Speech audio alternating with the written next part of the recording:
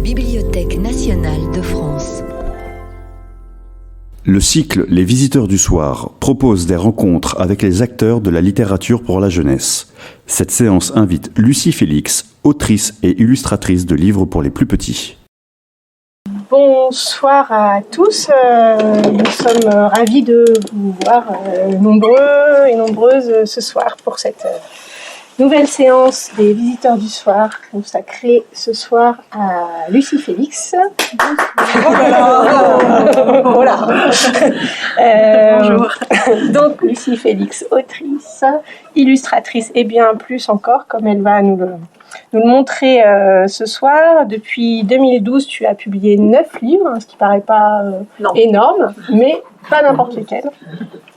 Et tu occupes déjà une place assez incontournable dans l'illustration des livres pour enfants, en particulier celles qui s'adressent aux tout petits. Et on va en parler abondamment ce soir.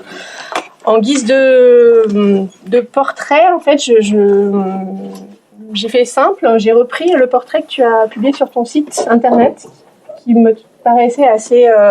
Enfin voilà, je trouve que tu t'en parles bien de toi, finalement. Alors, il y a beaucoup de choses dedans dont on va parler par la suite, donc voilà, je me permets de lire cette courte présentation qui, à mon sens, résume quand même beaucoup de choses de ce qu'on trouve dans ton travail, de ses multiples facettes. Je suis née en 1983.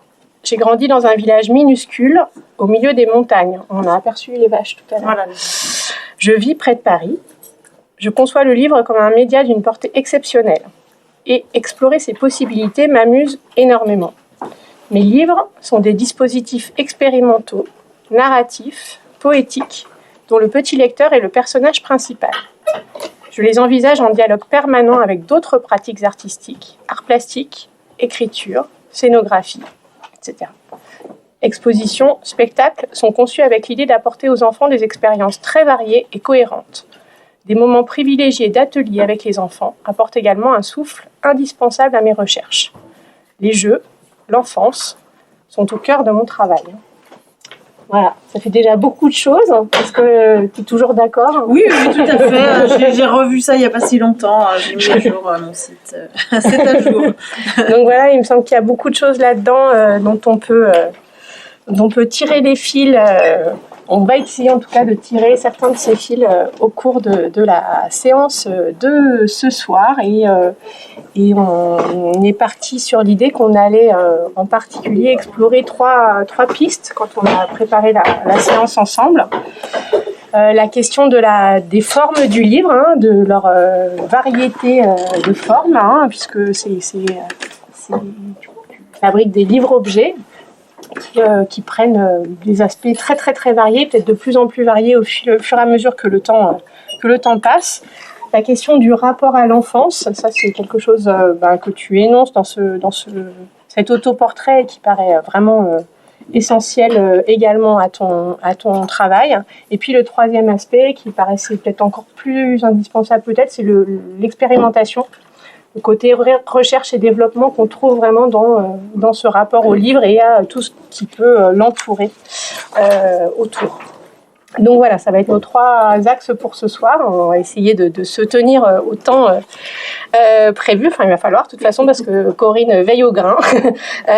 Et je vous rappelle qu'à la fin de la séance, on aura un petit temps pour ceux qui le souhaitent, pour un petit temps de signature juste à l'extérieur de la salle avec la libraire de la BNF qui proposera quelques ouvrages. Donc voilà, on va garder un petit peu de temps aussi pour cela. Et puis vous aurez le temps aussi de poser quelques questions si vous le souhaitez à Lucie. On fera en sorte de garder aussi un petit peu de temps plutôt à la fin de la séance parce que la séance étant enregistrée, c'est pas forcément évident d'avoir des questions-réponses au milieu pour les personnes qui n'ont pas la chance d'être là ce soir et qui écouteront plus tard. C'est plus facile si les questions sont à la fin. Voilà. Donc on est parti et pour commencer, est-ce que tu peux nous raconter un petit peu qui était la petite Lucie Félix en fait. Tu dis que tu as grandi dans les montagnes, je crois que c'est du côté du Jura. Tout à fait. T'étais comment petite fille tu regardais beaucoup la montagne, tu lisais beaucoup, tu étais solitaire, pas qui peuvent avoir une solitaire. pertinence pour maintenant. Disons que j'aimais beaucoup dessiner. Ça, c'était déjà tout le temps le cas. J'aimais bien aussi faire. En fait, j'avais une instite qui était, j'en parle toujours, la pauvre. Mais comme je l'ai eu du CP jusqu'au CM2, et que c'était une classe unique jurassienne, quoi. Donc, c'est quelqu'un qui m'a quasiment élevée, quoi. Donc, elle a des côtés un peu très à l'ancienne, quoi. Tout ce qui était discipline et tout, c'était vraiment conçu à l'ancienne.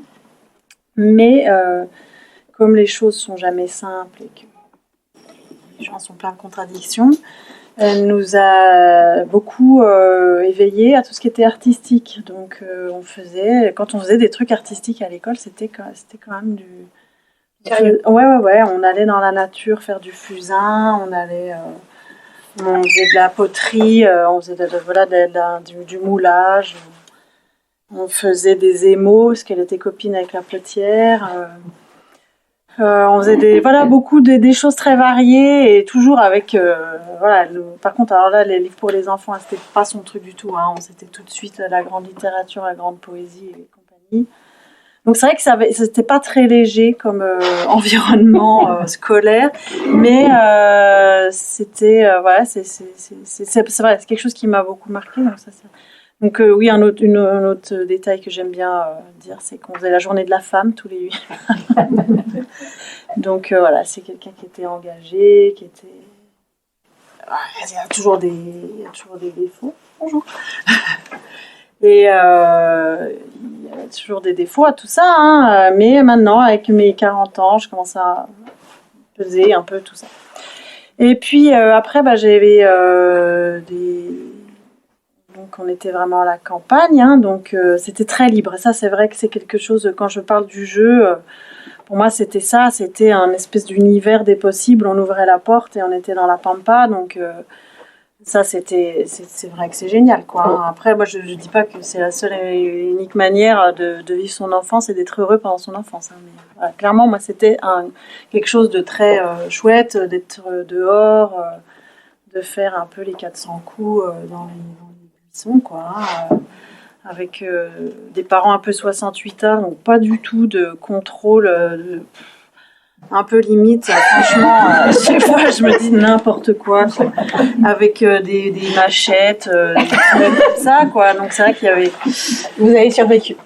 Voilà, alors, je pense qu'on a eu quand même du bol. Des fois, on dit oui, non, mais les enfants se blessent pas, ça suffit. Non, ils se blessent complètement. Juste pas moi, quoi. Ouais. Mais voilà, enfin bon, c'était un peu le contexte. Et puis voilà, donc quand je c'est vrai que j'ai beaucoup aussi toujours d'intérêt pour tout ce qui est objet, finalement, plus que les livres. C'est vrai que la première bibliothèque où je suis allée, moi je pense, c'était quand j'étais étudiante en fac. On n'allait pas du tout à la bibliothèque. Après, ma mère en particulier nous emmenait beaucoup voir, par exemple, des spectacles, des trucs comme ça, parce qu'il y a des petits festivals. Il y avait un festival auquel je rends hommage, le festival Idéclic, qui est un festival pour la jeunesse qui opère depuis 40 ans. Depuis tout ce temps-là, donc j'y suis allée cet été, là, c'était génial, de faire des ateliers. Donc voilà, c'était pas des trucs qui faisaient partie du quotidien, mais c'était des choses qui revenaient suffisamment régulièrement pour qu'on soit quand même imprégné. Donc moi, c'est pour ça, c'est aussi des choses. Je dis, les gamins, ils n'ont pas nécessairement besoin qu'on les emmène faire des trucs incroyables tous les week-ends. En fait, si un coup régulièrement, ils font des petites choses comme ça finit par quand même par infuser. Et les livres, du coup, dans tout ça, c'était... Eh ben, donc les livres, on avait des trucs assez classiques, hein, à la maison. On avait des Monsieur et Madame, on avait des J'aime lire. Alors, mes grands-parents nous avaient abonnés à... Oui, ça devait être Okapi, J'aime lire. On avait tous ces magazines, tous ces trucs un peu classiques qui étaient très sympas.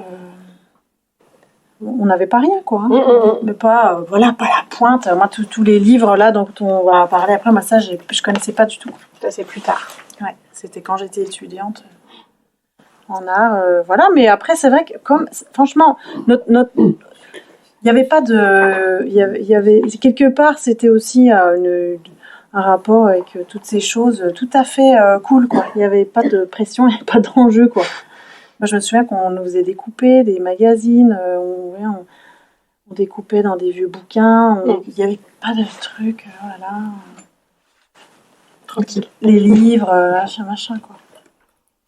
Donc, voilà. Et donc, ces livres pour enfants, finalement, enfin, quelques-uns que mes collègues ont sortis, là, ont parti, ou pas d'ailleurs, hein, oui, influences bien sûr. Qui nourrit ton travail aujourd'hui. C'est arrivé plus tard. Alors là, on en a... Pardon. Moi, c'est là, je Merci. On sait. Ouais. Alors, je sais pas. Oui, comment est-ce que donc toutes ces choses-là, ça c'est arrivé un petit peu plus tard. Ouais. Donc alors plus tard. Je pense que ce qui s'est passé, c'est que j'étais, pour être tout à fait honnête, j'étais en école d'art, j'avais un espèce de ce que j'appelle le sentiment de l'aquabon, c'est-à-dire, mon Dieu, qu'est-ce que je fais là ? Parce que à quoi ça sert franchement, j'étais là devant ces murs blancs, il fallait qu'on accroche nos productions, donc je me disais, oh là là, j'avais pas la foi, quoi.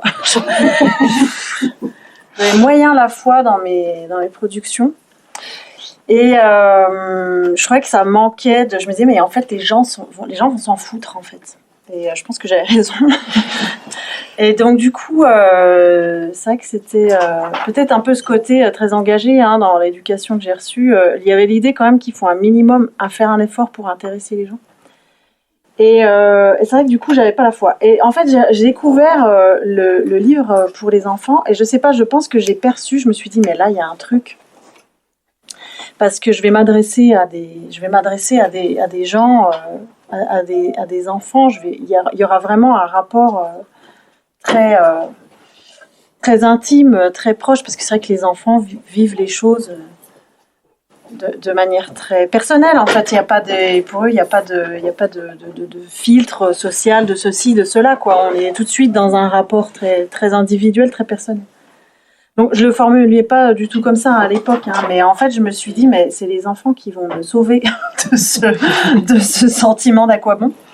Et je pense que j'ai eu rétrospectivement, c'est vraiment comme ça que je le vis.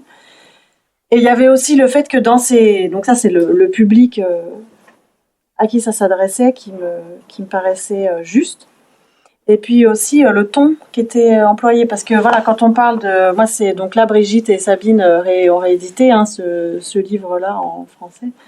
C'est Le Brouillard de Milan, vous le connaissez tous, je vous fais pas l'offense de vous présenter, mais voilà, quand j'ai découvert ça, c'est ce brouillard-là dans lequel on s'engage dans la ville de Milan, je me suis dit, mais c'est brillant, c'est brillant. Et c'est simple, c'est bête comme chou, ça s'adresse à notre intelligence en fait, c'est ça aussi, on n'essaye pas de nous prémâcher le boulot, quoi. On nous dit pas, on va dire que quand on tournait les pages, ça allait faire comme si on était dans le brouillard. Ah bah non, en fait on a compris. Donc c'est tout comme ça en fait, tous ces gens s'adressent vraiment cherchent en fait à déclencher ce petit eureka, quoi, chez le lecteur. Donc, je me suis dit, oh là là, ils sont vraiment intelligents. Ça m'a donné envie de m'intéresser à ce type de livre où il y avait une espèce d'intelligence dans la manière de s'adresser aux enfants qui compte sur leur jugeote, en fait. C'était ça Oui. L'accroche. C'est ça. Et puis après, voilà, on peut aller sur tout ce qui est... je pense qu'après, il y a juste des affinités personnelles. Après, tu vois, si tu peux aller sur les vaches, là. Alors, allons voir les vaches. Voilà. Parce que quand j'ai pas mis des vaches, j'ai mis aussi... je pense qu'après, il faut pas du tout nier tout cet aspect purement... C'est beau, quand même. C'est sympa. Pour reconnaître. Voilà. Donc c'était le genre de choses sur lesquelles on travaillait, quoi, quand on était en classe. Donc c'était à Épinal? Non, pas du tout ça. Ça c'est l'école primaire de Bonlieu. Ah oui, non, bien sûr. sur ce genre de peintre. Je pense que c'était ses goûts personnels aussi. Hein. Mon instinct nous a travaillé sur. Donc je me souviens on installait ça dans la classe, donc on découpait nos papiers, machin, on mettait ça sur les murs. Moi, je pense que j'étais assez imprégnée de cette esthétique, hein, parce qu'il n'y a pas tellement d'autres explications, quoi. Donc, tu peux descendre, voilà, des choses, des aplats de couleurs, des choses comme ça. Moi, ça m'a toujours beaucoup plu. Et puis, tu peux remonter sur les vitraux, parce qu'il y avait toujours aussi cette idée, je pense, de l'objet. C'est vrai qu'on faisait, moi, une fois de plus, je me sens plus proche des objets vraiment que des images. Je pense que ça, c'est un truc que j'ai fini par comprendre. Parce que tout simplement, quand on est en train de cavaler dans la pampa, on trouve des bricoles, on trouve des trucs, on se fait tous les plus beaux bâtons. Vous voyez, j'ai une collection de bâtons de mon fils sur mon balcon, quoi. Je comprends, je te comprends. D'accord. Ce bâton n'est pas le même que ce bâton. Les collections de cailloux, les collections de marrons, tout ça, c'est des choses très, très, que tous les gamins font et que je pense qu'il est plus instinctif. Et tu peux continuer, ouais, voilà. Ça, c'est des choses que j'ai découvert un peu plus tard parce que j'étais pas très cultivée. Ah voilà. Monet, j'ai quand même. Mais Rothko, franchement, j'ai connu tard, quoi. Oui, c'est pour ça, c'est pour décomplexer les gens, c'est pas grave. On n'est pas cultivé, on se cultive, quoi. C'est jamais fini. Donc voilà, tu peux descendre. C'est vrai que toutes ces choses-là, évidemment, c'est des trucs qui me parlent. Donc voilà, après quand j'ai découvert aussi l'esthétique asiatique, je suis comme tout le monde, moi. Hein. Je suis là, je découvre tous ces trucs, je trouve ça beau. Voilà. Ah. Ouais, non, ça c'est autre chose. Mais non, c'était pour rester sur ces livres-objets, effectivement. Tu vois un peu l'espèce de double aspect entre le public auquel ça allait s'intéresser et moi j'allais trouver du sens en fait à ce que je fais parce que c'est vrai que sinon je me sentais un peu perdue, ouais. Et puis le côté objet, quoi. Donc livre-objet. Donc l'idée de fabriquer des livres pour les enfants, des livres-objets. Avec un côté objet, voilà. Et c'est vrai que pareil, je vais quand même rendre hommage à Étienne Théry, qui est maintenant directeur de l'école d'Épinal où j'ai étudié. Qui a été qui promulguait vraiment ces choses-là de manière active en fait, hein. Et donc qui m'a fait découvrir tout ça. Alors on passe à la suite, du coup, la fabrication des livres. On va commencer avec le premier. Allons-y. Alors le premier, c'est Deux yeux, il est là-bas. C'est le tout premier livre que tu as publié, donc c'est en 2012, aux éditions des Grandes Personnes, qui étaient pas très vieilles. Dans le coin, Sabine. Donc les éditions des Grandes Personnes créées en 2010, 2009-2010, quelque chose. Hein, voilà. Donc qui était assez jeune, même si Brigitte Morel notamment est pas nouvelle dans l'édition à ce moment-là. Hein, elle avait déjà pas mal de choses derrière elle, notamment au Seuil, mais voilà, cette jeune maison d'édition, comment est-ce que tu y arrives avec ce projet de livre, ce premier projet de livre? Je me baladais dans la rue et je tombe sur la vitrine de la librairie, donc là j'habitais à Paris, la librairie de la rue Léon Fro, là, croisement Léon Fro et Charonne, là, vous voyez là. Et voilà, je sais plus comment il s'appelle. Et puis là, je vois les livres d'Annette Tamarquin. Il y avait tout blanc et tout noir. Hein. C'était les deux qui sont sortis en même temps, si je me souviens bien. Là, je me dis waouh, super. Et puis du coup, comme j'avais des petits projets dans mes tiroirs, je me suis dit que ça pouvait potentiellement intéresser cette maison d'édition. Mais c'est vrai que je ne connaissais pas le pédigré de Brigitte et de Sabine. Et du coup, j'ai envoyé mes petits.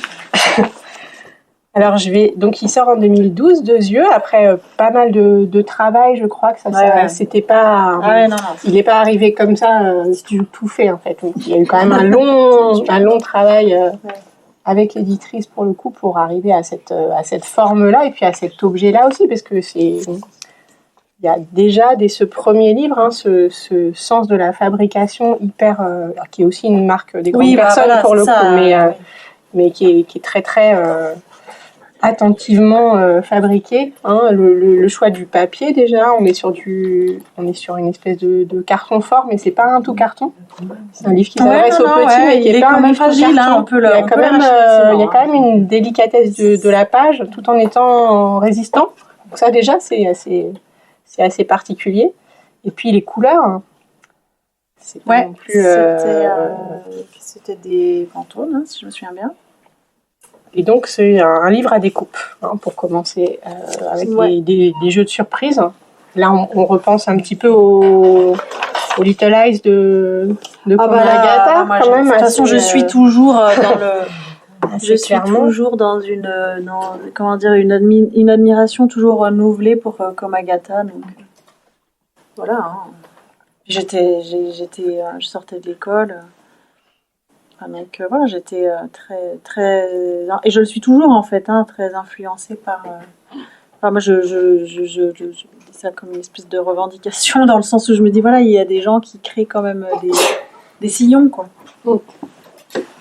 Donc oui voilà, tout à fait. Alors donc qu'est-ce qu'on dit ? Qu'est-ce qu'on dit donc 2 yeux. On dit qu'effectivement j'ai beaucoup bossé avec Brigitte, on s'est vu pas forcément très souvent, mais de manière régulière. Et puis Brigitte, elle est là, elle voit les choses, puis elle fait pas des commentaires. En fait, elle dit pas fais ci, fais ça. Elle dit là, ça manque de cohésion. Et après, faut ramer. Effectivement, oui, d'accord.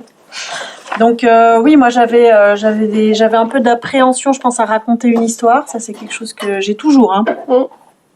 Pas très histoire. Parce que dans celui-là, mais c'est pas du tout ça.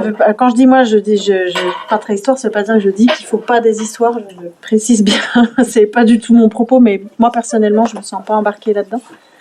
Mais en fait, voilà, ça m'a fait du bien d'essayer de chercher cette construction, en fait, cette structure, et d'être pas juste dans le super, on se fait plaisir avec des jolis trucs. Donc voilà, là-dessus, un travail sur le texte aussi. J'en avais rien à faire. Alors là, c'est vrai que le texte, c'est le premier livre, j'en avais absolument rien à faire. Donc là, c'est pareil, Brigitte, elle m'a dit, quand même, on va faire un petit effort. Ok. Voilà, là-dessus, vraiment particulièrement, où il y avait besoin de travail, quoi. Ouais. Donc c'était super d'être coachée, quoi, comme ça, de cette manière sympa, constructive. Dans ce livre, on arrive à la fin sur le noir. On rappelle aussi le Minari, dans la nuit noire, ce côté, ces pages noires, et puis Oui, c'est-à-dire qu'il y avait les étoiles, tous ces gens de la chouette qui n'a pas du tout, pour qui c'est pas. Moi, c'est comme j'ai beaucoup grandi avec ça plastiquement, c'était absolument pas un problème. Je me disais pas à aucun moment donné, j'ai eu même conscience que ça pouvait être un enjeu. Enfin, je pense que c'est des combats qui étaient déjà gagnés depuis longtemps avant moi, quoi. En fait. Donc moi, j'arrive là-dedans, comme une fleur, quoi. Sans me rendre compte que oui, effectivement, il y avait un moment où on se disait c'est un peu tristounet du noir pour les enfants, quoi. Pas conscience du tout que ça avait été un problème, quoi. Et ce premier livre, il est remarqué tout de suite quand même. Alors moi, je me souviens, parce que c'était en 2012, je venais d'arriver au CNLJ, et je me souviens de toutes mes collègues qui me disaient « Oh là là là, regarde, il y a une nouvelle illustratrice, c'est vachement bien ». Et je cite juste la notice dans la revue des livres pour enfants écrite par Madame Brigitte Andrieux, qui est là-bas, qui disait, à propos de 2 yeux, « Voici le tout premier livre d'une jeune artiste ô combien prometteuse. » Comme quoi. C'est déjà complètement faux. Ouais. Donc voilà, donc il est sélectionné dans les sélections flash du CNLJD dès ce premier livre, et il y en aura d'autres par la suite. Et si on continue, et puis il y aura d'autres, des prix, etc., tout de suite, dès ce premier livre, qui forme une sorte de diptyque, il me semble, avec Après l'été, celui qui va arriver juste après. Si on les met côte à côte, on voit bien même format, couverture blanche, ce choix de typo aussi qu'on retrouve d'un livre à l'autre. Et alors après l'été, on est sur peut-être un sujet un petit peu à la fois proche, un petit peu différent. C'est plutôt le temps qui passe, le cycle de la vie, le bricolage, un côté un petit peu magique aussi, hein, où on va construire l'échelle pour aller chercher la pomme. C'est vrai qu'il y a des thématiques avec la petite enfance. En fait, je sais, mais comme tout, en fait, c'est les mêmes thématiques que tout. C'est-à-dire que des fois, moi, franchement, j'essaie pas de couper les cheveux en quatre. Il y a des choses qui nous préoccupent tous. Le temps qui passe, pardon, hein, c'est un espèce de gros. Oui. Mais en même temps, c'est toujours là. Enfin, je veux dire, je pense que c'est des sujets qui nous occuperont jusqu'à la fin de l'humanité, qui viendra à un moment donné. Enfin voilà, donc effectivement, moi une fois de plus, j'essaye pas de réinventer l'eau chaude. C'est ce que je dis toujours, hein, même moi quand je fais des ateliers avec les gamins, je n'essaye pas de réinventer l'eau chaude. J'essaie juste de pousser une manière personnelle en fait de voir les choses. Je pense que l'art doit être humble et personnel. C'est tout quoi. Il n'y a pas d'autre fonction à tout ça, donc voilà. Et puis c'est pour ça, je pense que moi j'aime beaucoup la poésie. C'est ça quoi, c'est exprimer des points de vue. Il est assez narratif celui-là aussi. Ouais, celui-là il est peut-être encore plus que Deux yeux. On est vraiment sur une petite histoire, le déroulement de la journée, etc., les saisons. Il est un peu plus long. Enfin voilà, il y a des petits détails comme ça qui moi m'ont. Je crois que c'est un des rares aussi où on a une petite fille. Voilà, c'est mon seul personnage. Ça doit être le seul personnage. Après, si on compte ça comme des personnages, mais c'en est, hein. Mais, oui, ils sont moins humanoïdes quand même. Ouais, voilà. Non, c'est vrai, j'aime bien faire ça. Alors voilà, les œufs. 10 hommages à mes idoles. L'œuf et la poule, c'est quand même un truc qui revient parce que ouais. Une fois plus tard, c'est quand même. Il y en a beaucoup des œufs. Hein. Il y a les œufs de tétard là-dedans et puis il y a les. Bah oui. Voilà. Oui, c'est des symboles qui, je pense, sont forts, qui racontent des choses simples.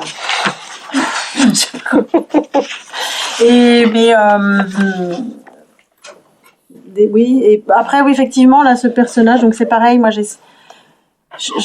c'est le pull tricoté par ma grand-mère, à peu près, hein, il est où? Enfin, tel qu'il était dans mon souvenir.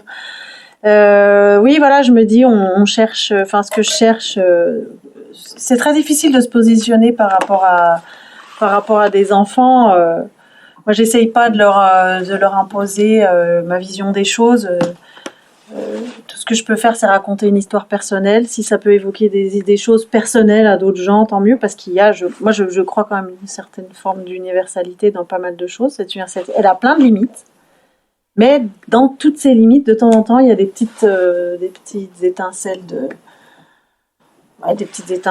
quelque chose de commun entre nous tous et qui vient plus de sensations. Voilà, une sensation de surprise. Là, pour moi, est quelque chose d'universel. La forme, le motif du pull, pas grand-chose d'universel.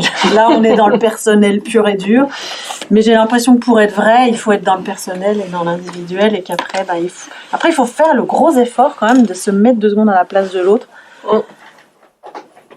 Et ça, c'est vrai que c'est ça qui est chouette, dont on pourra reparler avec les ateliers, c'est que ça m'oblige à essayer en permanence d'essayer de me mettre à la place de l'autre, avec toutes les limites que ça a, évidemment. On peut pas vraiment être dans la place de l'autre. Mais on peut faire quand même déjà pas mal d'efforts. Il faut au moins faire l'effort. Et est-ce que le travail avec votre éditrice, ton éditrice, c'est aussi une manière d'avoir aussi un autre regard, bien sûr, regard extérieur et d'avoir une super lectrice en fait qui va. Ouais, c'est sûr d'avoir. Qui va avec Hélène qui est là, qui nous a fait le plaisir parce qu'on a bossé beaucoup ensemble, donc qui est la conservatrice de Françoise Sagan. Coucou Hélène. Avec des gens avec qui j'arrive à avoir des rapports comme ça de travail assez longs. C'est vrai que c'est indispensable, mais je pense que ça c'est dans tous les domaines. Hein, je veux dire, dans la cuisine, dans tout. Enfin, on a vraiment besoin les uns des autres, quoi. Pour avancer. Oui, pour prendre conscience de ce qu'on est en train de faire. Et est-ce que y a des choses qui ont évolué du coup entre le tout début et puis maintenant dans cette relation avec l'éditrice? Est-ce que elles arrivent comment, les idées de nouveaux livres par exemple? Est-ce que c'est toujours toi qui Ah oui. qui dis j'ai pensé à un non, truc? Mais les grandes personnes, elles te disent jamais. Non, je sais que c'est pas des livres de commande. Faudrait que tu nous fasses un truc avec plus de couleurs. Avec moins. Non, mais... c'est vraiment, ça part vraiment complètement de. Je pense que c'est la même chose avec tout le monde. Hein. C'est vraiment l'idée de soutenir, d'accompagner des gens dans une recherche personnelle. Ouais, complètement. Donc ça, c'est vrai que c'est exceptionnel comme manière de bosser. Et puis après, je pense que dans l'absolu, il n'y a pas grand-chose d'impossible. Le seul truc, c'est est-ce que ça va être possible budgétairement dans les limites des lois de la physique. Ouais. Mais par ça, voilà. Alors si on passe au 3e livre maintenant, je fais un petit saut parce que je vais passer au bûcheron. Ah oui, d'accord, ok. Et on reviendra tout à l'heure. On n'est pas chronologique, on fait des petites associations. Ouais. Donc le bûcheron, le roi et la fusée, ça c'est un livre où tu as expérimenté un peu la technique des flaps. Oui. Ben ça vient, tu vois, typiquement, c'est sympa d'en parler parce que c'est vrai que c'est un livre où il y a beaucoup de texte qui est très bavard. Hein. C'est le plus bavard de mes livres. C'est une histoire avec du texte et un personnage pour le coup aussi. Des personnages. Alors, j'ai bien souffert parce qu'il a fallu que je mette des personnages, mais bon, je me suis un peu forcée. J'ai piqué plein d'images sur le site. Hein. T'as bien fait. Ouais. Et en fait, ça vient d'où? Ça vient de toutes les séances d'ateliers, en fait, de rencontres, d'interventions, comme c'est appelé, dans les salons. Parce que là, c'est vrai qu'à la suite des 2 premiers livres, j'ai été envoyée en intervention dans des classes. Et c'est vrai que c'était un choc parce que je connaissais pas. Moi, je venais d'avoir mon premier enfant. Et j'avais jamais vraiment mis les pieds dans une école, en fait, depuis que moi-même j'étais élève. Donc j'étais pas enseignante, j'ai pas des parents enseignants, j'ai zéro connaissance de ce milieu. Et là, c'est vrai que je me suis retrouvée avec une classe, un des premiers ateliers. Je me suis retrouvée dans une classe avec des petites sections, je leur avais prévu des trucs avec du découpage, pas du tout réaliste, donc ça ne s'est pas du tout produit. Et c'est vrai que c'est quelque chose que je raconte souvent parce que ça a été une grosse prise de conscience. En disant là, il y a un gros challenge, il va falloir que tu t'y mettes là. Et du coup, je me faisais des appréhensions mais monstrueuses. J'avais un trac de malade en fait avant d'aller dans les classes parce que j'avais pas envie de faire perdre leur temps aux instituts et aux élèves en leur proposant des trucs complètement. Le truc assis sur la petite chaise à faire comme ça et machin. Et là, j'avais pas la foi non plus, quoi. Et donc, du coup, là, je me suis dit, ok, on va faire un truc avec des formes géométriques donc j'avais découpé des petites formes dans du papier, puis j'avais mis juste des trucs par terre et puis faire bouger les formes pour reconstituer quelque part ces petites astuces de découpage. Parce que finalement, c'était quand même pas mal parti de manip très matérielle. Donc là, par exemple, le rond, la lune, où est-ce qu'elle est? Quelle est la lune? La lune, quand elle arrive, là c'est l'étoile. Voilà, la lune elle arrive, comme ça on a 2 ronds. Donc moi j'avais mis une feuille de papier noir par terre, et puis j'avais mis un rond jaune par terre, et puis je les cache avec un rond noir. Donc là les enfants de maternelle sont encore un peu dans le coucou caché quand même. Déjà ils sont là, wouh. Et là, il y a un enfant qui décale légèrement le rond noir. Et donc là, évidemment, un croissant de lune apparaît tout miraculeusement sous leurs yeux ébahis. Et donc, du coup, j'avais mis en place comme ça toute une petite narration, mais de séance en séance, en fait. Et de séance en séance, il y a cette histoire qui s'est mise en place avec les gamins. Mon père est bûcheron. Donc, quand on est en détresse, on a tendance à revenir un peu sur ses fondamentaux. Donc, du coup, voilà, toutes les histoires de forêt, de trucs.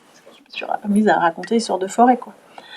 Et de petits animaux cachés, tout ça. Et du coup, Du coup, voilà, et ça m'a permis de me rendre compte différentes choses que pour avoir l'attention des enfants, il y a un côté un peu, moi, que du coup, après, j'ai pas eu envie de trop refaire.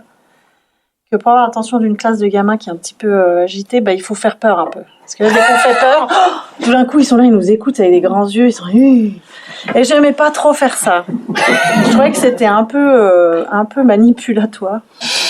Donc, mon roi méchant, là, je me suis dit, t'abuses un peu. Et ça m'a amené à me poser plein de questions là-dessus sur ces histoires qu'on raconte aux gamins et pourquoi on utilise. Et je dis pas, une fois de plus, je ne dis pas qu'il faut pas faire peur aux gamins avec des histoires. Hein. Moi, quand je dis, c'est ma manière de voir les choses et que mes gamins, je leur ai lu des histoires qui font peur.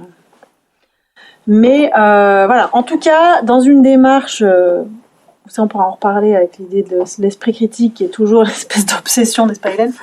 L'obsession chez moi où j'ai pas envie d'être en train de leur raconter des trucs qui font peur juste parce que j'ai envie qu'ils m'écoutent et qu'ils arrêtent de faire le bazar, quoi.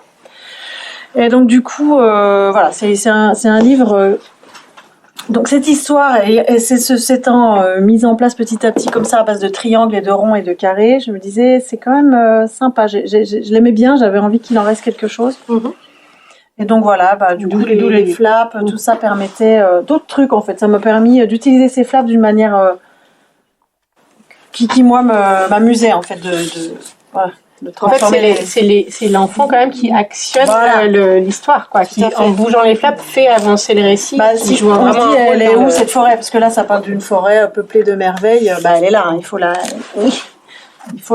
construire sur. Il faut qu'ils mettent du sien quand même. Il faut exactement. Et là, j'avais envie de retrouver ce côté où je voyais les gamins en train de manipuler les triangles pour faire des étoiles. Après, ils en revenaient pas qu'on puisse faire des étoiles avec 2 triangles.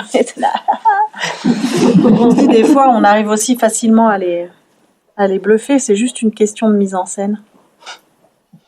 Alors sur ces différentes formes de livres, on a vu que tu commences avec des livres à découpe. Là, il y a le livre avec les flaps. Après, plus tard, on va voir, il y a des Leporello. Il y a le Nid qui est un livre un livre cabane. Oui, il y a des on va le regarder après. D'accord. le hariki où on a des choses à toucher, etc. Ma question, c'est le pop-up. Hein. C'est pas quelque chose que tu as expérimenté encore. Est-ce que ça fait partie des envies ou alors là, de temps en temps, je me dis, en fait, le truc, c'est dans le pop-up, tout est déjà fait. Donc j'ai l'impression que pour le gamin, il y a ce côté un peu, j'ouvre la page, le machin fait pop et c'est pas lui qui agit. J'ai des pop-up à la maison, hein, je ne dis pas que j'ai des très beaux pop-up que j'offre pour les anniversaires de mes enfants. Hein, c'est pas. Mais moi, en tant qu'autrice, j'ai pas envie de faire ça. C'est pas ce que je cherche à faire. Je cherche à trouver un mécanisme qui soit le plus simple, enfin pas forcément le plus simple possible, mais en tout cas le geste de l'enfant doit toujours être.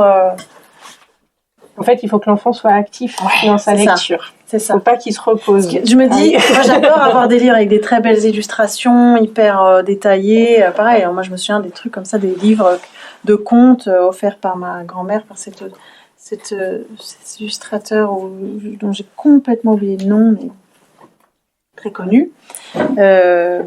Des illustrations merveilleuses, un peu Art Nouveau. En fait, j'ai l'impression que le pop-up, c'est un peu la forme actuelle, matérialisée différemment de ces magnifiques illustrations. Ouais, c'est à contempler, c'est fait pour impressionner c'est à contempler, lecteur, c'est à regarder comment c'est fichu. Il y a une fascination, hein. Mais c'est pas ce que je cherche à faire, hein, c'est clair. En tout cas pour l'instant. Ok. Alors on va passer à la deuxième partie que tu jouais, qui était sur l'idée de comment est-ce que dans ton travail la question du public auquel s'adressent ces livres finalement est assez essentielle et constitutive, ce qui n'est pas le cas pour tous les illustrateurs jeunesse. Il y en a qui sont vraiment dans le livre, dans la création et pas tellement dans la projection vers un lecteur. C'est pas du tout ton cas. On a dit qu'il fallait que l'enfant il soit actif dans sa lecture et l'enfant il est vraiment au centre de tes préoccupations. Alors juste pour commencer, je voulais citer un petit extrait d'une interview de Paul Cox à propos de ce livre-là, cependant. Oui, c'est vrai que j'aurais dû en parler de Paul Cox parce que c'est voilà, c'est aussi important. Et juste, il disait dans une interview à propos de ce livre, il dit « C'est un livre qui traite de l'absence. Quand on m'a demandé de m'adresser à des tout-petits, j'ai essayé de me souvenir de ce qui m'obsédait à cet âge-là.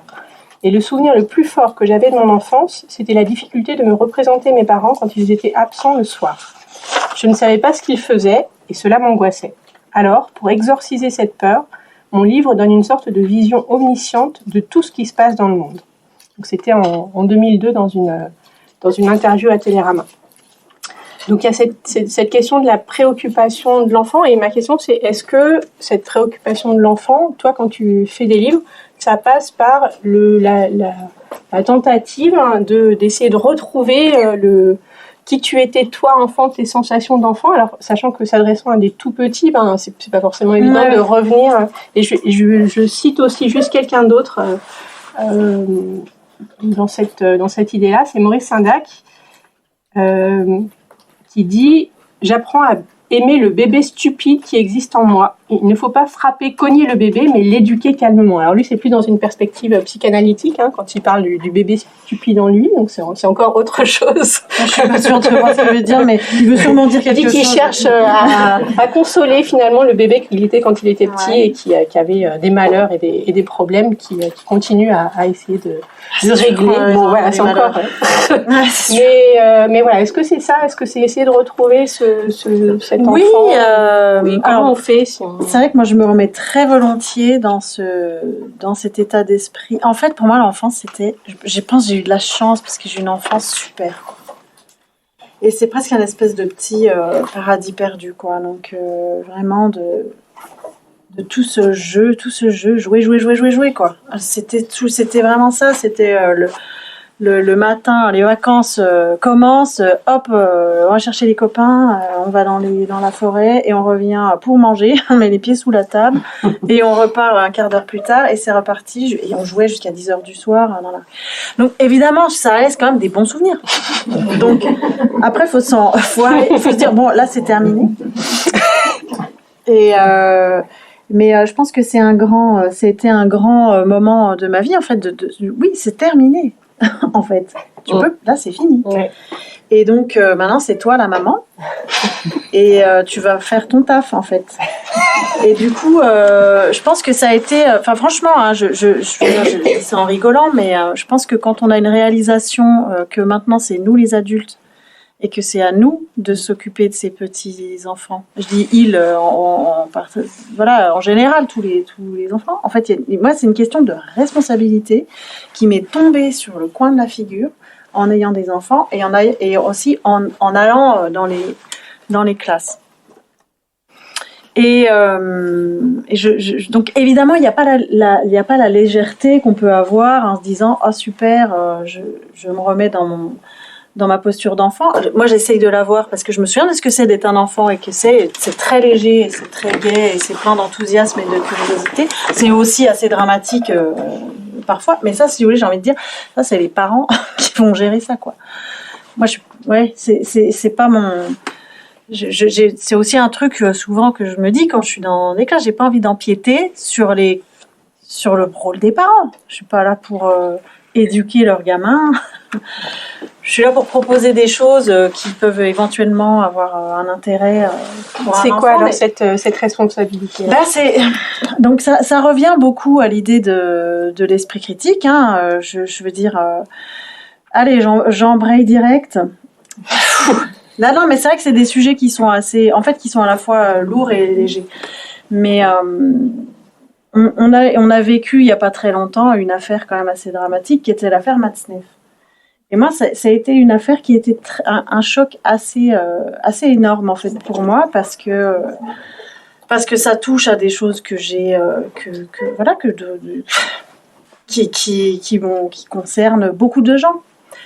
Et du coup, je me suis dit mais les livres, ils sont là pourquoi? Est-ce qu'ils sont là pour... C'est quoi un enfant dans la littérature? Et il y a eu une partie une période où être un enfant dans la littérature, ça pouvait être ça.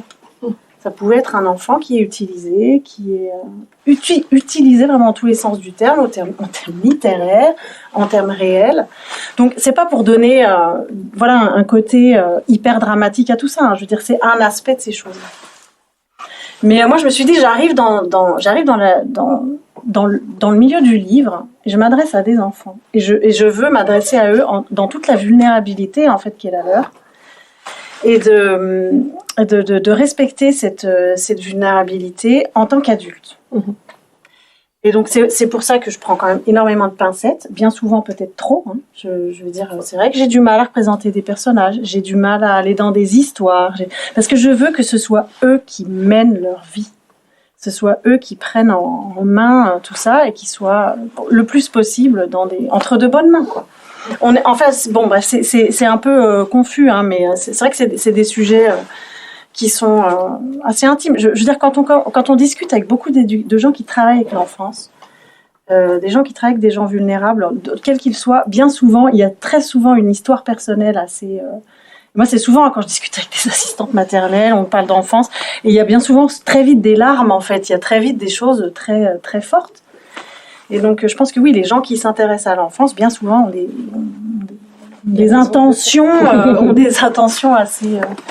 assez ambitieuses, en fait. Oui. Mais moi, j'ai pas peur d'utiliser ces grands mots-là. Je sais qu'après, ça reste des bouquins. Je veux dire, il faut pas s'imaginer que... Voilà. Mais voilà, en tant qu'autrice, oui, c'est des choses qui me préoccupent. Alors, il y a un livre en particulier dont on va parler maintenant, qui s'appelle Prendre et donner, qui est tout là-bas. Et est-ce que tu voudrais bien, Lucie, pour les gens qui ne connaîtraient pas encore ce livre-là, nous faire une petite... une petite lecture, oui, démonstration, parce que c'est quand même le chef-d'œuvre. Merci. Désolée, mais on ne peut pas dire autrement, quoi. C'est vrai que là, tu vois, en fait, tout ce que je vous dis là n'est pas forcément formé. C'est encore des choses sur lesquelles je réfléchis à l'heure actuelle. Hein, je veux dire, hein, c'est pas des choses qui sont que j'ai compris, c'est bon, c'est super et c'est terminé, quoi. C'est vraiment toujours en cours. Donc, effectivement, quand je suis là, je cherchais. Pendant super longtemps, même avec Brigitte, on avait essayé plein de versions différentes de ce truc-là, de cette pièce qui se balade et quelle forme ça prend, et patati patata. Et j'arrivais pas à trouver le ton, juste l'espèce de petit grain de l'idée, quoi, le petit cling, la petite étincelle qui allait faire que ça allait fonctionner. Et le truc de dire, il faut que ce soit des verbes ici. C'est venu, un jour j'étais dans mon lit, ça m'énervait, et là, pof, je me suis dit, il faut que ce soit des verbes. C'est un imagier d'action, quoi. Parce que voilà, qui actionne, c'est mon petit lecteur. Et là, c'est vrai que c'est là où j'ai eu l'impression d'avoir réussi à faire ce que je voulais, quoi, en fait, tout simplement, quoi. Et que ce petit lecteur, petite lectrice... ne puisse pas faire l'économie aussi de ce geste-là. En fait, c'est vrai que ça m'arrivait dans les salons de voir les gens qui voyaient ce truc-là, qui tournaient les pages, qui ne voient pas du tout l'intérêt. Et c'est ça. Okay. Et bon, évidemment, et qu'effectivement, si le petit lecteur ou la petite lectrice ne s'y met pas, parce que moi, c'est toujours le truc, en fait, si tu vis pas ta vie, elle va se vivre sans toi, en fait. Donc, active-toi. C'est le moment. C'est ce que je répète toujours à mon gamin, quoi. Tu ne fais pas tes devoirs, elles vont se faire sans toi. En fait, il va se passer, il se passera rien. Et donc, voilà, il faut vivre sa vie, quoi, comme disait l'autre. Et que les livres là-dedans, ça peut être un super. Quand je dis une portée exceptionnelle, c'est juste parce que c'est un média qu'on trouve facilement, un médium qu'on trouve facilement, on peut fabriquer maintenant des trucs incroyables. Il y a tout un réseau de gens qui sont là pour les distribuer, pour les montrer. Il y a des bibliothécaires, il y a des éducatrices, il y a tout un tas de gens qui sont passionnés et qui font un boulot de fou auprès des enfants. Et c'est comme si on arrivait à rentrer dans ce super petit réseau qui s'actionne comme des petits neurones dans tous les sens Et du coup, moi, c'est presque ça qui me plaît encore plus quand je dis que c'est ce que j'appelle la portée exceptionnelle du livre. C'est ça, en fait. C'est que c'est devenu quelque chose, un vrai réseau de gens qui amènent ça jusqu'aux enfants. Et donc, le livre en lui-même reste un livre. Je veux dire, pour moi, c'est vrai que j'ai pas peut-être le côté super anticlérical de ma mastite qui m'a complètement lavé le cerveau à la naissance, mais c'est vrai que tout ce qui est livre sacré, pour moi, c'est pas du tout un sujet. Ah oui, pas du tout. C'est aussi certainement là-dessus qu'on se rejoint avec les grandes personnes. Hein. Je pense pas que... Brigitte, mais Sabine, c'est des gens qui aiment les livres, mais c'est pas des... Enfin, faudrait qu'elles nous disent ce qu'elles en pensent. C'est pas des objets sacrés. Donc, c'est là qu'il je me fais avoir moi-même. Oh non, si c'est carrière. Donc voilà ce que j'aurais à en dire de ce livre-là. C'est vrai que c'était. Et puis après aussi tout l'intérêt, ça on pourra peut-être en parler pour plus tard, mais c'est là où j'ai commencé vraiment à m'intéresser à des gens des pédagogues, en fait, les Montessori et patati et surtout les Italiens là. Après je suis pas pareil, je suis pas hyper cultivée sur tout ça, j'ai fait un peu comme j'ai pu pour me renseigner, mais avec des gens qui avaient quand même aussi une attention portée à l'enfant, une attention humaniste en fait. Moi c'est vrai que une fois de plus, je pense que c'est ce mot d'humanisme, ce bon vieux mot. Et ben, moi, je trouve que ça fait partie de la grande réussite de ce livre. Enfin, je ne sais pas si on peut expliquer. Il doit y avoir de multiples facteurs pour expliquer le succès de ce livre, parce que c'est quand même peut-être que Sabine nous le confirmera, mais c'est quand même un succès de librairie. Je pense, moi, je connais des tas de gens qui disent, mais ce livre, je l'offre à tous les bébés que je connais. et voilà, c'est un livre extraordinaire et qui marche quand même bien, j'ai l'impression, et puis qu'il est sorti en tout cas. Non, mais moi, c'est vrai que ça me surprend toujours de me dire, oh là là, ils ont l'air de bien l'aimer, les gamins. Ah, mais alors, il me semble qu'il y a ce côté manipulation qui a toujours un sens, qui a toujours une surprise. On fait jamais deux fois la même chose dans ce livre. C'est de la manipulation, mais chaque page est quand même différente à chaque fois. Alors par l'effort, mais aussi par ce qu'il y a à trouver. Et puis il y a aussi cette dimension humaniste qui est présente dans le livre. Alors il n'y a pas beaucoup de texte, mais les mots qui sont choisis, ils ne sont pas choisis par hasard non plus. Il y a quand même il y a un vrai sens qui est donné à ce livre. Et alors moi, ce que j'adore particulièrement, je crois, c'est alors qu'il y a un côté pratique, mais qui est aussi symptomatique, je trouve, de l'esprit de ce livre, c'est quand on arrive à la fin, et voilà, maintenant on repart en arrière et le livre sera prêt pour la prochaine fois. C'est une espèce de politesse du lecteur qu'on fait soit au prochain lecteur, soit à soi-même, de repréparer le livre pour la prochaine fois. Ça, je trouve ça hyper joli et vraiment beau, quoi. Il y a une vraie délicatesse, en fait, dans ce livre.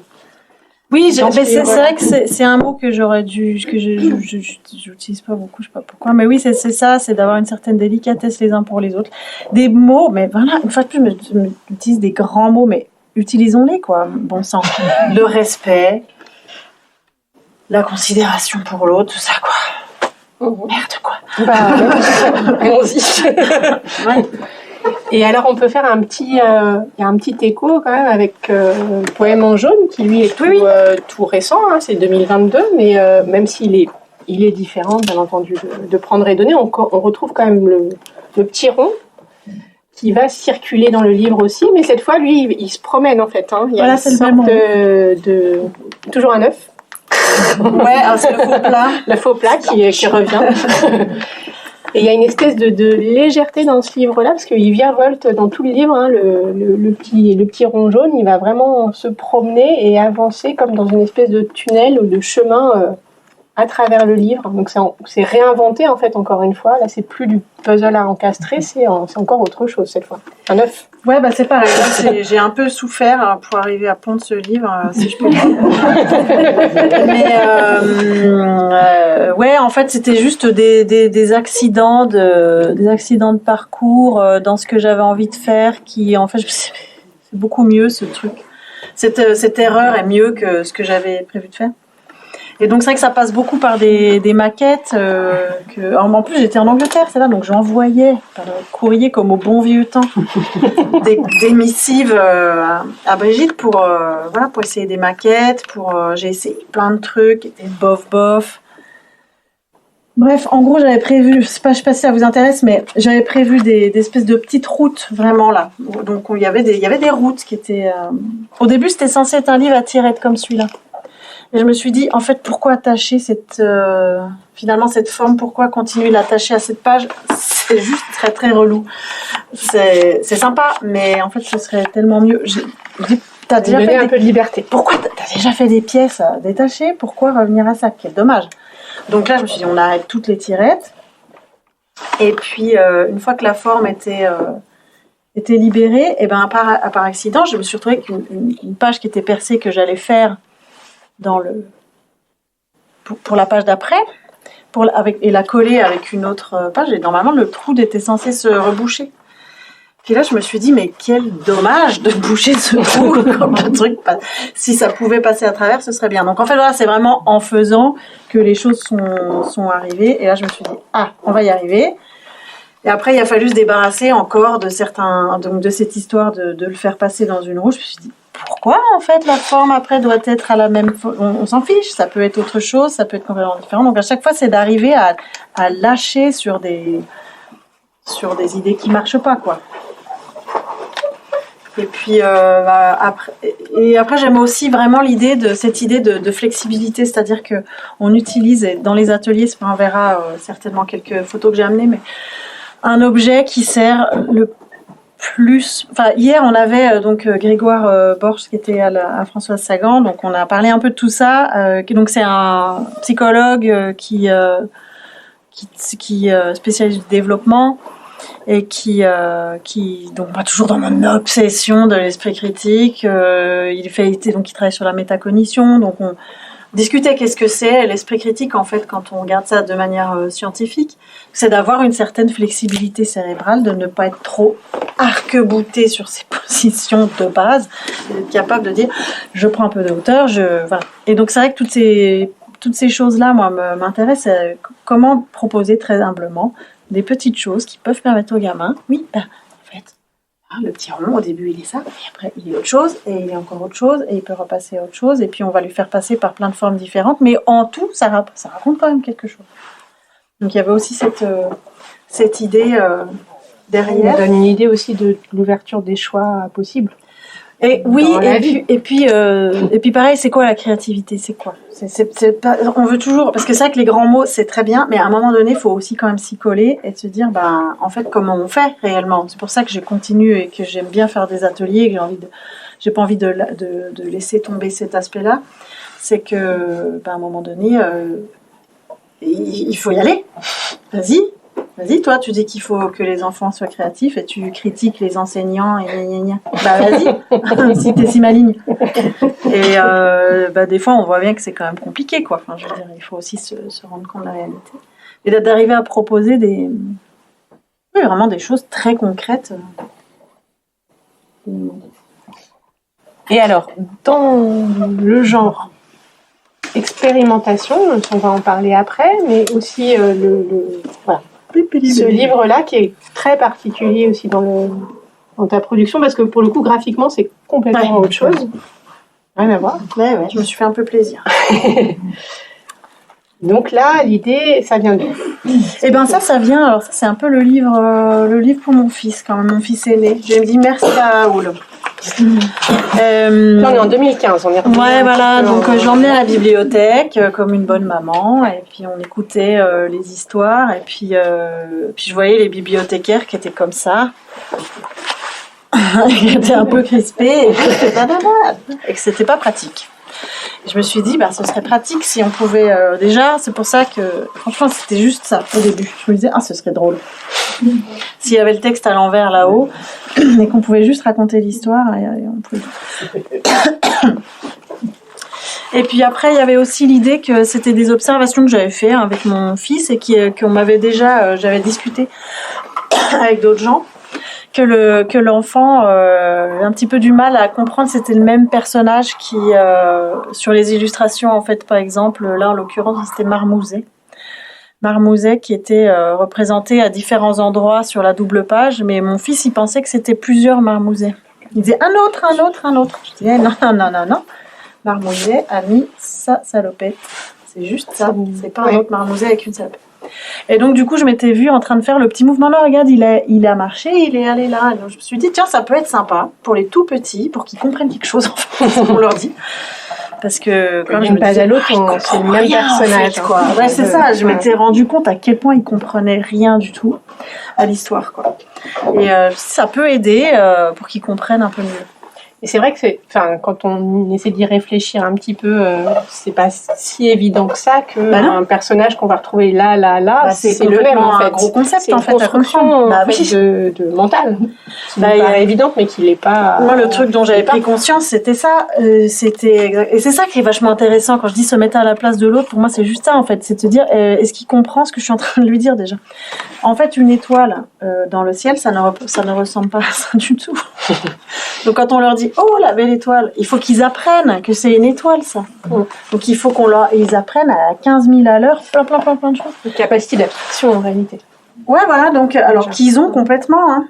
Ils l'ont, il n'y a pas de souci, mais il faut fournir quand même le vocabulaire de base rapidement quoi. L'idée de la temporalité dans des pages, c'est quand même le but, c'est ça qui est si génial avec un livre, hein. C'est pour ça que ça marche bien comme médium, c'est que ça, il y a la temporalité sous nos yeux ébahis, quoi, par un simple tournage de page.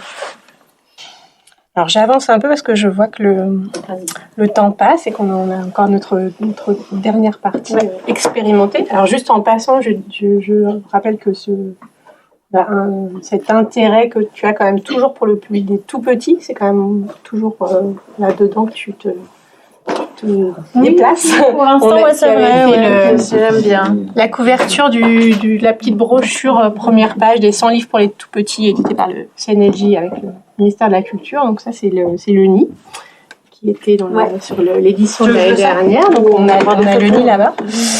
On va peut-être passer un petit peu vite sur Ariki. Alors c'était juste peut-être dire rapidement que cette idée d'expérimentation, c'est quelque chose que tu portes beaucoup et qui vient aussi peut-être de ta formation scientifique parce que tu as quand même commencé, c'est quand même par faire un master de biologie.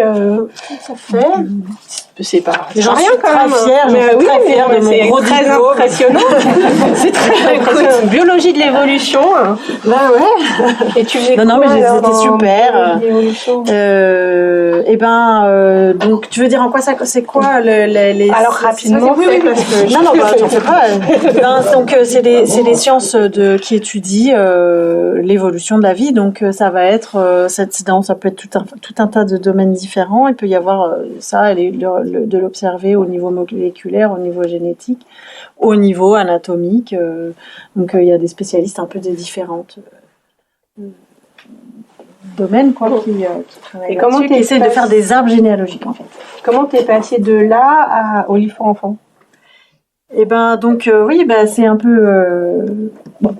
Après non mais voilà, effectivement alors moi je veux pas du tout faire ma Cosette, je l'avais bien compris, moi j'étais super contente de mon enfance, mais c'est vrai que c'est pas un milieu, le milieu très rural, c'est pas un milieu dans lequel on dit tiens je vais faire artiste du tout.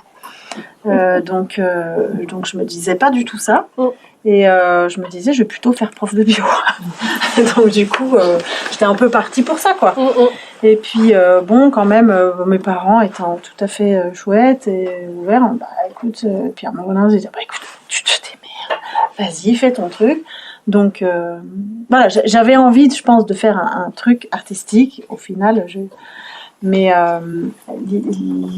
je pense que c'était très bien que j'ai pas commencé par des choses artistiques dès le début, parce que quand je vois... je pense que les études d'art, c'est dur, quoi. C'est dur, il y a vraiment moyen de se perdre. Moi, je trouve qu'il y a plein de trucs assez toxiques, franchement. Je veux pas tracher, mais je pense qu'il y a plein d'écueils, quoi, qu'on peut... et que j'ai pas trouvé du tout dans les milieux scientifiques. C'est plutôt un milieu assez sain, moi, je trouve, qui fonctionne bien. En bio, c'est toute une parité assez bien. Enfin, c'est plutôt cool, quoi. Après, voilà, il faut quand même avoir l'idée d'y aller, mais une fois qu'on y est, c'est plutôt sympa. Et puis, voilà, effectivement, dans les sciences, il y a l'idée qu'on fait un petit peu attention à ce qu'on dit quand même. Il faut savoir différencier ce dont on parlait hier, différencier un fait d'une opinion. Pas parce qu'on pense très très fort qu'on a raison, c'est pas parce qu'on pense qu'on est gentil. Voilà, c'est plein des choses toutes bêtes, hein, mais effectivement, c'est vraiment une valeur importante en science. L'idée du débat, qu'on argumente, c'est pas. Et moi, c'est vrai que c'est un truc auquel je reste très très attachée. Ou dans le milieu artistique, quand même, l'individu reste quand même une valeur.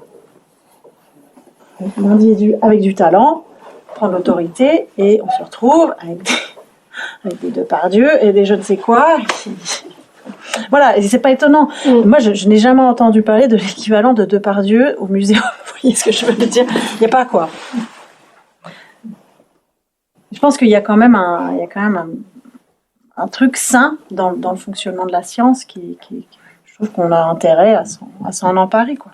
Cette démarche expérimentale, tu la pratiques toi dans ton travail. Enfin, c'est assez évident en regardant ces livres qui partent tous dans des directions nouvelles où on sent bien la recherche quand même. Je pense que c'est pas juste la science, hein, les artistes ça part pour le coup. Oui, mais pas tous expérimenter de manière aussi. C'est quand même très fréquent. Moi je dirais justement que l'art pour le coup. C'est de la recherche. C'est de la recherche, c'est expérimenter plein de domaines différents. Là-dessus, il n'y a pas du tout de problème, je trouve. Et alors, si on sort coucou, peut-être non, le nid d'abord. On va regarder le nid, quand même, pour montrer là aussi. Là, on est dans le livre, mais ça commence à être. On a un coffret. Alors, donc un livre qui se déplie dans plusieurs directions. Je vais le mettre là, peut-être. Donc, on a 2022. Ouais, c'est les deux derniers qui sont sortis en même temps. C'est le nid et poème en jaune. Voilà, donc normalement on commence sur le nid. Donc on a un nid, ça se déroule. Donc Hélène pour l'expo a fait un tapis de folie. Incroyable. Un tapis de folie donc je vous le montre comme ça, mais vous le connaissez peut-être. Donc voilà, on a ça dans un sens, on a un imagier de l'autre sens. Donc là, vraiment, pour moi, c'était un imagier ce livre aussi, pareil. Un imagier qui sert, comme tout imagier, à nommer, à désigner, à prendre des nouveaux mots, des couleurs, des formes, des ceci, des cela, à s'instruire. Et puis là, celui-là, ce qui m'amusait, moi, c'était et un peu comme Agatha avait fait avec ses accordéons là, comment ça s'appelle ? Bref, tu vois ce que je veux dire ? Les petits. Non, pas ceux-là, ceux qui sont. Ah oui, ceux qui se déplient. Ouais, le 9 et le 10. Et en fait, d'un côté ou de l'autre, on voit plus la même image. Ça a un nom et ça s'appelle des images lenticulaires. Merci. Des images lenticulaires. Donc merci Hélène. Merci Hélène. Et du coup, voilà. Et donc on attend du petit loulou qui gigote quoi, qui s'aventure. Parce que quand en général on change de point de vue, il y a bien des chances que ça nous apporte. Du nouveau. Et donc là, je me dis, ça peut être sympa si par exemple je vous fais le jeu. Si je vous demande de trouver les graines de haricots, vous les verrez pas parce qu'elles sont là. Donc si on commence à jouer avec les enfants comme ça, au début tout est à plat et puis on relève. Au début tout est à plat, où est le soleil, où est le machin. Trop fastoche. Et puis après, pof, voilà, on fait ça. Et là, il est où le soleil ? Si l'enfant est là, il le voit plus. Faut qu'il. Et donc ça marche bien. C'est des trucs. Moi, j'ai des bonnes petites séances en atelier. À inventer des règles aussi, à inventer des manières de. Par exemple, c'est vrai que j'utilise beaucoup de petits objets, donc j'aime bien les placer sur le soleil, sur le machin, et puis désigner avec un objet tout d'un coup. Oh, super. Ça, j'aime bien chercher ces petits gestes qui vont faire que l'enfant va avoir envie de faire en fait. Il va me regarder faire et il va dire ah ouais, j'ai trop envie de faire ça. J'ai trop envie de le poser moi aussi sur. Et ouais, c'est des choses c'est des paysans en fait de se mettre à la place de quelqu'un d'autre. Et il y a les oiseaux. Et les oiseaux. Les petits oiseaux qui eux sont très très délicats. C'est vrai qu'on est vraiment sur quelque chose d'hyper fin et d'hyper. Ouais, oui, et ben voilà, parce que aussi dans l'idée que effectivement tous ces livres en carton c'est super. Alors c'est vrai qu'ils mangent les pièces. Ah oui. Mais moi je me dis bon, c'est d'où les 2 pièces supplémentaires. Je me dis qu'ils vont les manger, c'est sûr. Donc c'est pas grave, vous en avez 2 autres. Vous avez 2 autres chances. Et puis ces choses-là, ils vont potentiellement les déchirer. C'est pas grave. Il y a un patron, vous pouvez en refaire. Mais parce que voilà, je me dis bon, ce qui est intéressant pour moi, c'est pas oh regarde le joli peu. C'est de se mettre dans cette dynamique de on peut en refaire. Et puis en fait, si j'imagine qu'il y a des enfants qui ont plein d'idées qui vont pouvoir refaire la même avec d'autres couleurs, avec ce qui a été fait en atelier à Françoise Sagan. Et puis oh tiens, c'est vrai que je me souviens que dans tous ces magazines là, il y avait toujours une petite page bricolage. Moi j'adorais ça. Prenez un rouleau de papier toilette, collez le machin. Alors, c'est toujours à base de rouleau de papier toilette. Faites un trou. Accrocher une ficelle, ça vous fait un téléphone quoi. Alors ça c'était avec le pot de yaourt. Moi j'aimais bien tous ces trucs là et puis j'essayais, ça marchait pas toujours super mais c'était pas grave. On essayait avec un autre truc. Et voilà, je trouve que c'est une belle démarche en fait qui n'a pas de raison que ça marche plus. Pédagogie active. Oui voilà, ouais tout à fait. Et alors Coucou, qui est peut-être celui qui est pour les plus petits parmi tes livres. On est vraiment dans un livre pour les bébés, avec ce livre-là. Ouais. Donc, avec plein de sortes de, c'est pareil, de coucou. Je rends hommage aux grandes personnes d'avoir réussi. Oui, fabriquer ce bouquin. Et puis, donc il y a zéro texte, rien du tout. Donc là, visiblement, la décision a été prise de mettre quand même le titre. La maison d'édition sur le livre. Je suis pas contre. Ouais. Petit compromis. Mais oui, parce que c'est vrai qu'au début ça m'a pas effleuré. Parce que dans l'idée de l'expérimentation, là, tu vois, il y a une image là, c'est que en fait ça c'était la maquette pendant cette résidence là qui s'est déroulée dans la région des Mureaux. Avec le réseau lecture là, de cette communauté de communes, c'était top parce que là j'étais en atelier. Alors si tu veux on peut mettre mon PDF ou comme on est dans cette phase d'expérimentation là ça peut valoir le coup que je mette mes photos. On passe vite là-dessus. Voilà, donc c'était des ateliers où il y avait ce matériel high-tech dont je me sers toujours beaucoup. Il y avait des formes géométriques. On faisait des tours. Donc là, attention, la langue qui sort. Ça bosse dur. Voilà. Et en fait, il y avait la maquette. Et donc, c'est pour ça que il n'y avait pas du tout l'idée de... Vous voyez ce que je veux dire? C'était pas vraiment même un livre en soi. Au début, donc ça m'effleurait pas du tout qu'il allait falloir à un moment donné mettre le titre, la maison d'édition, je sais pas quoi. Et en fait, ça n'a pas été un problème parce que voilà, elles sont cool. Donc voilà, on faisait des petites expérimentations. Je pense que c'est toutes les choses que font les enfants avec Coucou. Là, on bossait là. Bah oui. Ouais. Et voilà, donc en fait, c'est sympa de faire ce parallèle avec ces objets en verre qui là, du coup, sont à Françoise Sagan. J'étais trop contente parce que c'est génial. On a pu les mettre tout bas et ça marche bien. Ça vient tripatouiller, toucher ses formes, parce que donc là on voit un peu que c'est en relief. Je pense que vous voyez, ça brille un peu. Donc c'est du verre qui est fondu. En fait, c'est comme du découpage. C'est le même principe que des formes géométriques en verre. On découpe ces petites formes et puis on fait sa petite composition sur une plaque de verre. Et pof, tout ça, ça va au four et vite, ça se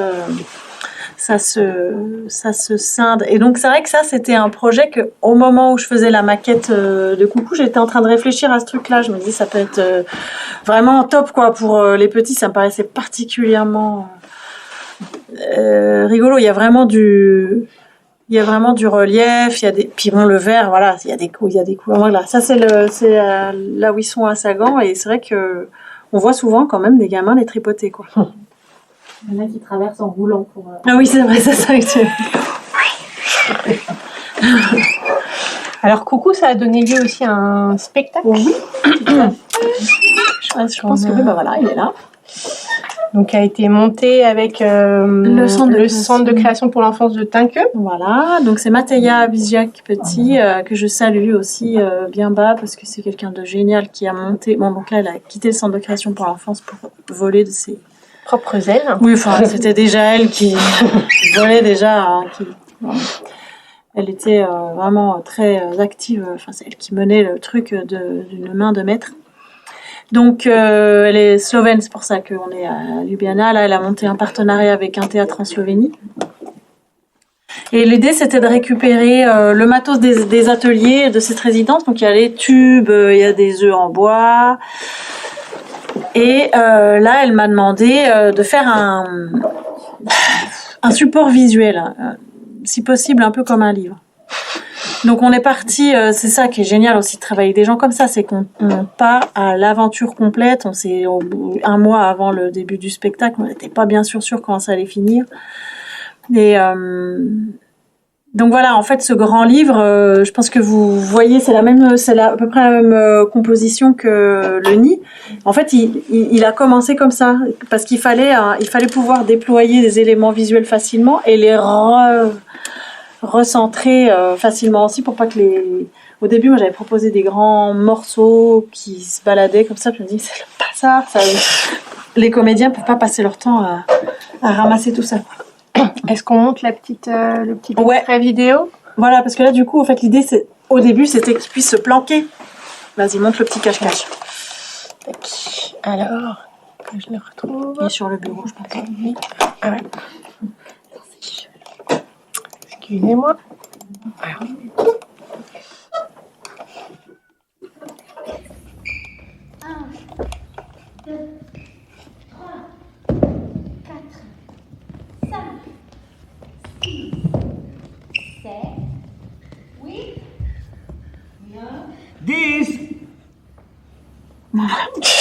Il est super.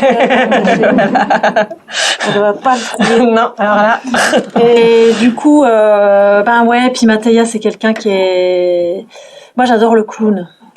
J'adore le cirque. J'étais très aussi... j'ai beaucoup vu de spectacles comme ça de cirque. J'adore les clowns. Et quand on est avec des petits-enfants, on a intérêt quand même à avoir un peu, je pense, une âme de clown. Mais dans le sens noble du terme, hein. Je veux dire, quand j'ai peur du clown, pour moi, c'est le rire, les larmes, patati patata, quoi. Hein, je veux dire. Oui, on a intérêt de pas trop avoir peur d'avoir l'air bête. Si on pense à avoir l'air cool avec les tout petits, on n'y arrive pas, quoi. Et alors, peut-être pour... avant de finir et de laisser un tout petit peu de temps aux questions, on parle quand même de cette grande et belle exposition à Sagan, que vous pouvez encore aller voir jusqu'au 25 février, c'est ça ? 25 février, donc si jamais vous ne l'avez pas encore vu, courez-y, parce que c'est une merveille d'exposition, et toutes mes... félicitations à Lucie et à Hélène Valotto ici présente, puisque c'est vraiment ça c'était l'expo qui était dans les médiathèques de Plaine Commune, et ça c'est donc l'expo que vous pouvez voir en ce moment à la médiathèque Françoise Sagan, qui donc montre le travail de Lucie, qui est aussi une exposition installation, une exposition jeu, vraiment à hauteur de bébé, hein, comme son titre l'indique, pour les tout petits, et qui fait aussi en même temps l'histoire du livre pour les tout petits, avec des tas de documents patrimoniaux du fonds patrimonial de l'Or Joyeuse absolument magnifiques. J'ai juste mis là quelques photos. Si tu veux commenter un petit peu, Lucie. Alors, elles sont pas, c'est mes photos, ça, donc elles sont pas géniales. C'est des petits essais de maquettes. En fait, moi, si on me demande d'exposer des trucs, j'ai pas grand chose, en fait. C'est surtout ça. C'est surtout des trucs, des machins en carton, des bricolages. Voilà, alors ça c'est quelque chose qui a été fabriqué pour ton fils, c'est ça, voilà, c'est ça, mais alors celui-là c'est un truc un peu particulier qui avait du mal avec la suite numérique qui avait donc je me suis et ça a super bien marché, de remettre les nombres dans l'ordre, de reconnaître les formes des nombres, tout ça. Ça l'a fait. Et ça, Alors ça, c'était des essais au moment où je faisais prendre et donner. Donc voilà, c'est pour montrer un peu le type éventuellement de choses qui peut y avoir dans mon atelier, mais parce que sinon en fait il n'y a pas énormément de choses puisque tout est un peu surtout un peu de comment dire, des observations, d'espèces de trucs un peu impalpables de ce qui se passe pendant les ateliers, des moments d'observation.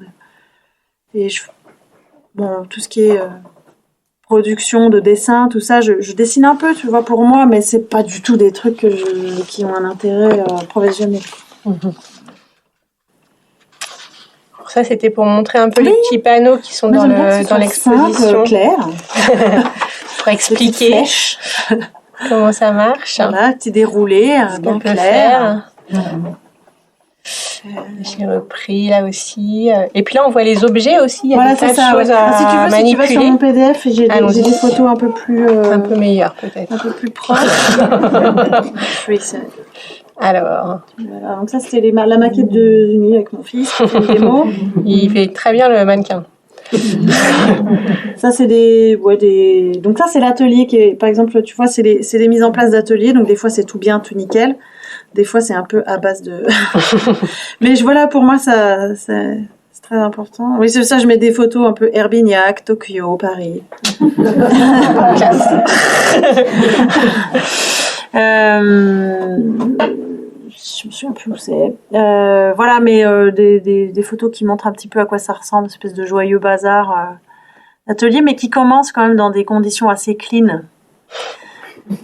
Au début. Même un peu maniaque, on peut le dire. Voilà, ça c'est aussi tout ce qui est petits tapis que j'utilise beaucoup, des petits tapis en lino. J'utilise toujours le même matos depuis super longtemps, mais en fait ça continue de faire le job. D'où voilà tous ces petits pas en fait. Et une fois de plus, moi je répète toujours la même chose, je cherche pas à réinventer l'eau chaude. Il y a des trucs qui marchent bien. Tout ce qui est chemin, ça marche super bien. Ça permet de faire comprendre plein de choses sans avoir à faire des blablas. Les enfants, ils voient ça, ils y vont en fait. Ils comprennent tout seuls à quoi ça sert, même s'ils ont jamais vu un petit chemin avant, un petit chemin comme ça, ils savent que ça va. Après, moi, j'aime bien faire des petites démos. Je fais des petites démos. Mais voilà. Pareil, ce genre de petit escalier, c'est pas révolutionnaire, mais voilà, c'est une très belle photo qui nous a été adorable. Et puis voilà, ça c'est quelques photos que j'ai récupérées, des photos qui ont été prises pendant l'atelier à Françoise Sagan. C'est vrai que quand on le voit vivre, c'est plus sympa. Donc voilà, on voit les objets, il y a des anneaux, donc toujours les mêmes trucs, des anneaux qui tournent. Les grands anneaux, par exemple, ils peuvent se mettre à tourner, ça fait une toupie, oulala, c'est joli. Quand on en met 5 ou 6 les uns derrière les autres, ça tourne, et puis quand on attend qu'ils aient fini de tourner, et puis là, on peut en faire un petit chemin. L'utilisation est complètement renversée. Mais c'était comme les petits machins, moi j'aime bien qu'ils puissent faire ça, quoi. Des connexions toutes simples entre les choses, voir que tout est remaniable, remanipulable. Ça, c'est des petites maquettes. Voilà, tu vois, par exemple, c'est les dispositifs de pleine commune, et qui a donné ensuite un dispositif pour une médiathèque, bibliothèque départementale des Vosges. Voilà, qui sert à faire de la médiation. C'est vrai que quand je parlais de ce réseau qui s'enfonce loin dans les territoires, voilà, moi je trouve ça super intéressant. On a de la chance quand même d'avoir des budgets publics pour faire des trucs comme ça, quoi. Je veux dire, attends, moi je dis pas que c'est Noël tous les jours, mais voilà, c'est quand même génial. Il y a quand même des choses qui existent. Et alors toi, tu fais des livres, tu fais des installations comme ça, des expositions, des spectacles. Quand j'ai l'occasion, les spectacles, j'ai du mal à faire ça toute seule. Faut que je trouve des copains pour le faire, mais. Mais du coup, comment tu te considères aujourd'hui ? Est-ce que tu te considères comme autrice illustratrice d'abord, comme artiste, comme Oui, moi, je garde quand même l'attachement au livre parce que j'ai l'impression que c'est une espèce de loyauté que je dois au livre. Et puis, une fois de plus, en fait, c'est un beau milieu, c'est un beau réseau, c'est des gens chouettes avec qui bosser. le milieu de la petite enfance. Ouais. C'est un peu ces deux milieux. En mm. fait, tout simplement parce que c'est super intéressant et agréable. Je sais pas quoi dire d'autre. C'est pas mal déjà. C'est ça. Et puis après, bah voilà, est-ce qu'il y a besoin après d'aller voir? Est-ce que c'est... Je propose peut-être juste pour finir de vous montrer un petite vidéo là. Ah oui, alors c'est Benjamin Britten qui a composé la musique. Petit modèle de cerf-volant téléchargé gratuitement sur mon site. Mais je me suis inspirée des modèles déjà existants.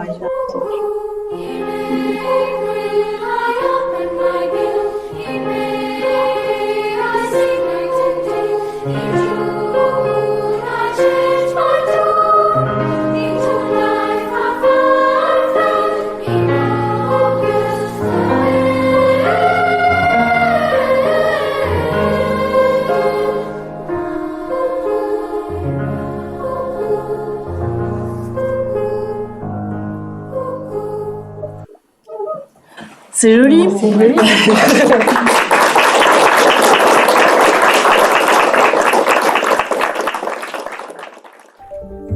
Vous venez d'écouter un podcast de la Bibliothèque nationale de France. Retrouvez les conférences, rencontres et créations de la BNF sur toutes les plateformes de podcast ainsi que sur le site bnf.fr.